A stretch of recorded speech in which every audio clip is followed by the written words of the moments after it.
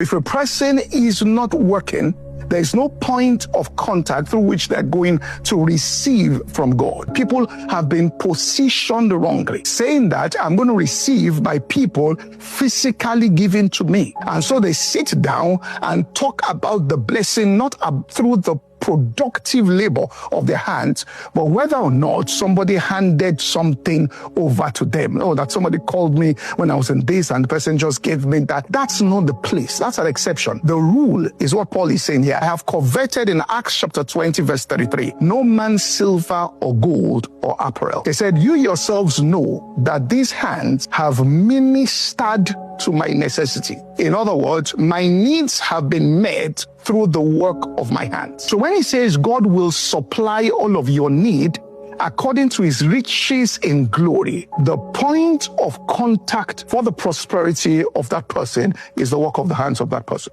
If you do not work, the Bible says that person should not eat. So working is involved in this. In fact, what Paul was saying was that I receive, I give, but I receive through the work of my hands. Prosperity there comes through the work, which means the labors of that person. And work is a spiritual thing. That's why the minute Adam sinned, God said, in the sweat of your face shall you eat bread. It will affect your work. It's spiritual. And part of what we're talking about here is that as you're working here, God is going to, so when he says give, you shall be giving, pressed down shall men bring into your bosom. It's not necessarily saying that men are going to give you material things here. You are going to have people opening up doors for you. You're going to have people that will support. You're going to have bosses at work that will allow you, all right, and give you space. This is what we're talking about. You're going to have people like Potiphar that will look at you and say, listen, we'll open. That's what he's talking about. You're going to have referrals. You're going to have people that will come into your life that will remember. That's what he's saying. But the issue is that through the work of your hands. That's the point of contact.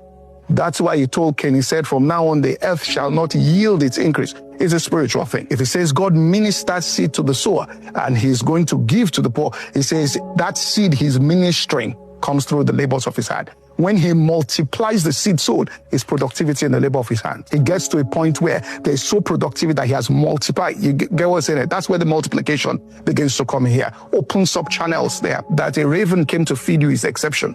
All right. The rule is that you go into the work. That's the way he will do it there. And you will work and God will prosper and he connects, all right, you're helping people to the productivity of what you are doing and how it will come out.